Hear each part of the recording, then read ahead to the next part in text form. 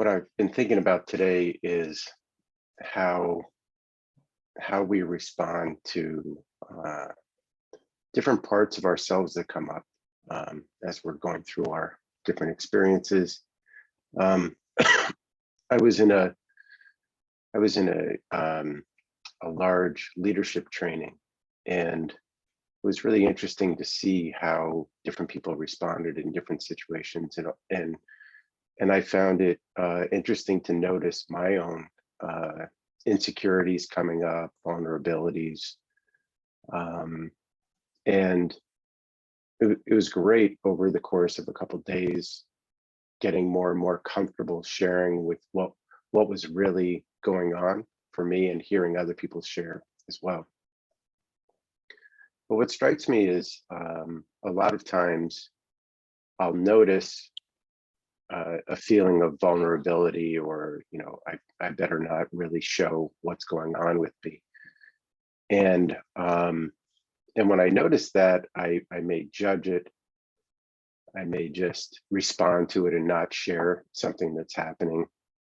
And what I want to talk about right now is not so much that there's a need to share or a need to do something different, but perhaps that there's a way to change our relationship to that part that's feeling vulnerable.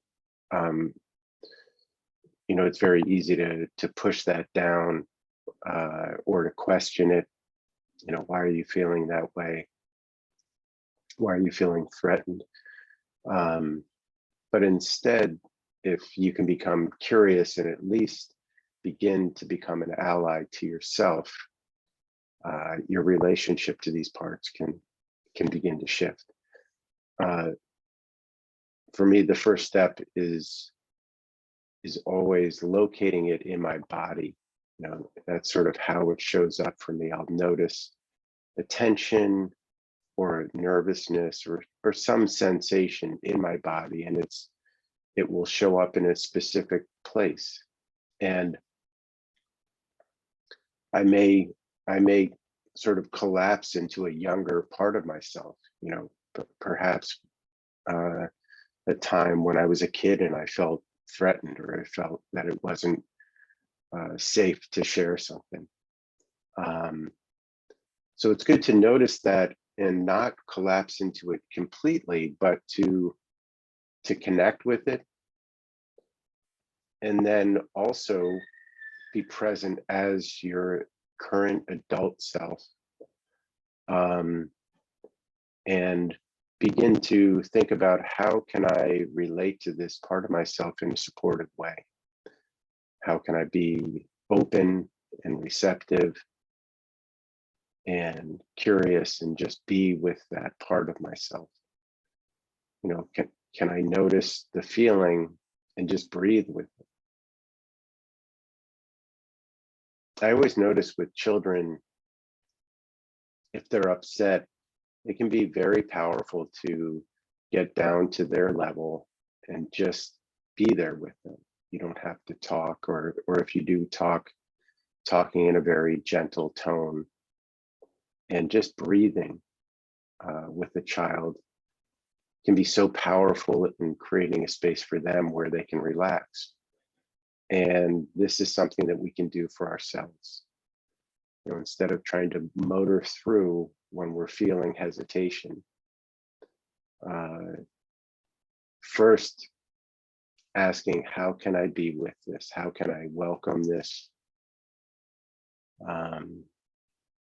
How would I have liked to have been supported at that earlier time in my life?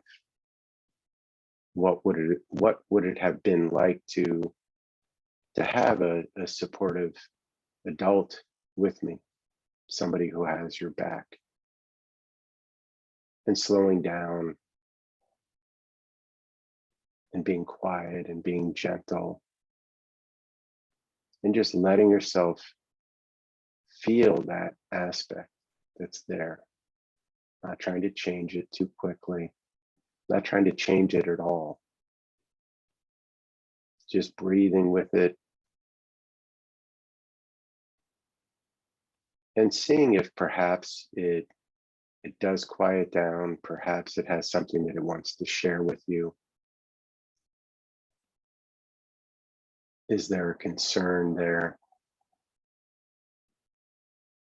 And this type of inner communication can be so, so powerful.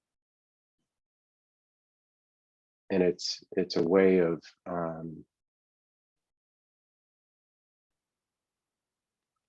really inviting a congruence in a way.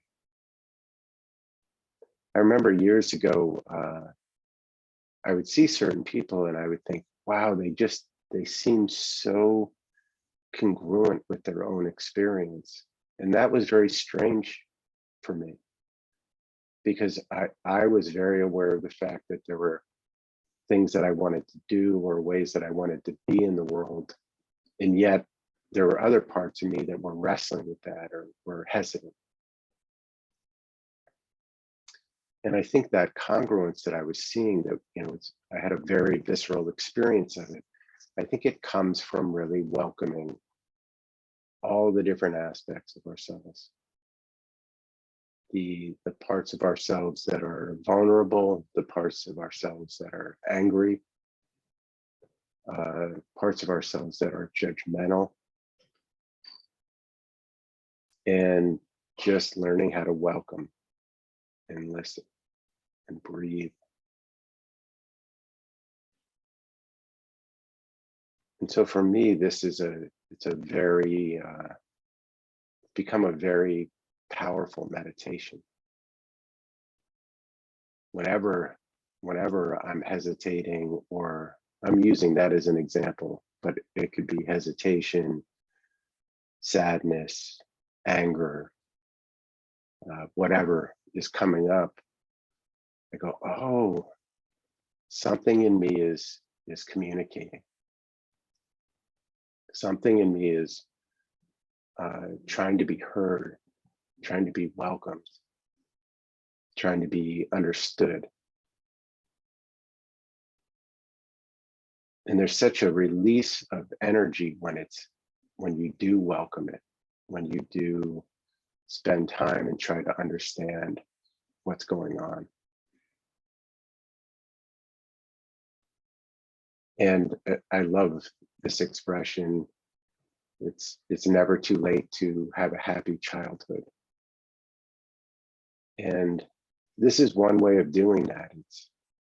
It's giving these parts of us that didn't have something that it wanted or needed at a certain point, and saying, okay, let's be in that moment and give you the support and the love and the caring that you were craving at that time. And just breathing with it. So I hope this offers you a different way of responding when something confusing comes up. It can be perfectionism, it can be hesitation or procrastination. That a way of responding is to think, okay, this is a communication. This is a part of me that's trying to express itself, trying to offer something. And locate it in your body. Make space for it. Feel it. And welcome it. Welcome it back home.